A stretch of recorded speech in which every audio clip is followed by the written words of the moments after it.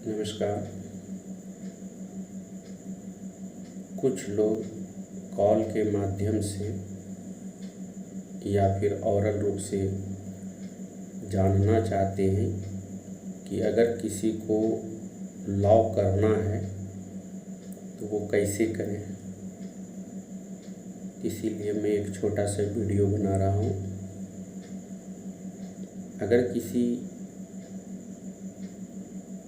विद्यार्थी को लव करना हो तो लव दो टाइप से किया जा सकता है, यानी कि कानून की पढ़ाई। फर्स्ट ये है कि आप इंटर पास करके और एंट्रेंस के माध्यम से आप लॉ में एडमिशन ले सकते हैं, जो कि 5 साल का होता है, जिसको कि हम लोग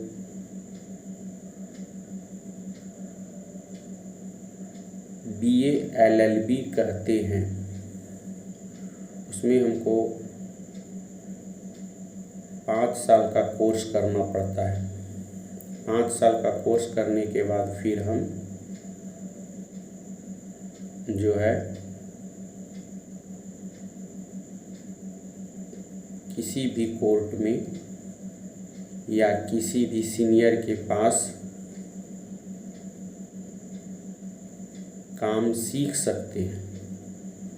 और दूसरे टाइप से जो लॉ होता है वो ग्रेजुएशन से होता है, वो 3 साल का होता है, तो उसको हम लोग LLB कहते हैं। LLB का पूरा नाम होता है लीगल बैल्गेरियस। ये इंग्लिश वर्ड है। लीगल बैल्गेरियस का मतलब होता है बैचलर ऑफ लॉ। ये 3 साल का कोर्स होता है। इसमें ग्रेजुएशन करके फिर जो है हम लोग कानून की पढ़ाई पढ़ते हैं। तो कानून की पढ़ाई में पढ़ने के बाद 3 साल कोर्स जब हो जाती है तो हम लोग के पास बहुत सारे सब स्कोप आ जाते हैं। कुछ लोगों का मानना है और बहुत कुछ ऐसे लोग समाज में भी देखते हैं कि जो इंसान कुछ नहीं कर पाता वो लॉ करता है, लेकिन कहीं ना कहीं उनकी सोच गलत है। आज हमारे समाज में, हमारे प्रदेश में, हमारे हर जगह बहुत की जीविकाएं गड़बड़ाई, लेकिन जो लॉयर, जो अधिवक्ता अपने कर्तव्य पे, अपने ड्यूटी पे अड़ग रहे, वो कभी नहीं गड़बड़ाए। हमारे पास लॉ करने के बाद बहुत सारे सब ऑप्शंस आ जाते हैं।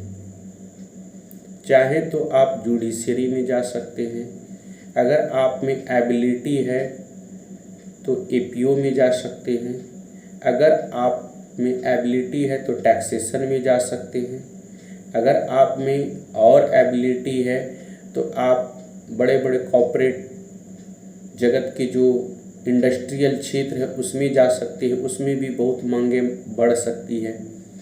बस आप में केवल एबिलिटी होनी चाहिए। अगर आप में एबिलिटी है, आप में योग्यताएं हैं, आप LLB पास करके बड़े बड़े व्यवसायों में जाकर के अपना योगदान दे सकते हैं।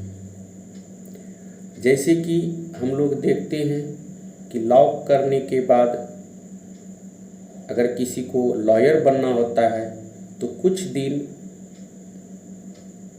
हम लोग को सीनियर के पास रहना पड़ता है। तो सीनियर के पास रहने के बाद हम लोग को ये जानकारी होती है कि किसी केस में ड्राफ्टिंग कैसे करनी है, किसी केस में मूव कैसे करना है, किसी केस में डॉक्यूमेंट कैसे सबमिट करना है, कैसे जज साहब से प्रेयर करना है। ये सब जानकारी हमको सीनियर देते हैं। हम लोग को कॉलेज केवल डिग्री देती है, थ्योरी पढ़ाती है, लेकिन मेन प्रैक्टिकल हम लोग को सीनियर सिखाते हैं।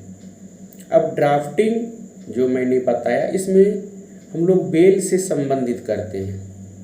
मैंने वीडियो में बनाया था कि एफआईआर करने के 3 तरीके होते हैं। एक कंप्लेंट होते हैं, आप चाहें तो कंप्लेंट करके कोर्ट में भी रख सकते हैं, और कंप्लेंट को आप चाहें तो थाना में भी भेज सकते हैं। एक विधि ये होती है। दूसरी विधि होती है कि अगर एफआईआर हमारे थाना में नहीं लिया जा रहा है तो हम उस एफआईआर को पोस्ट ऑफिस के माध्यम से थाना प्रभारी को दे सकते हैं।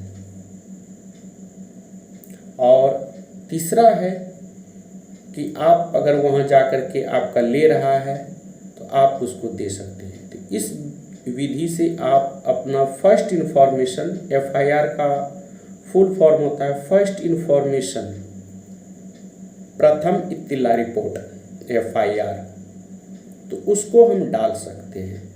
अब ये हो जाती है कि हम लोग बहुत सारे सब लोग ऐसे होते हैं जो कि हम लोग ये नहीं जान पाते हैं कि अगर एफआईआर हो गया तो अब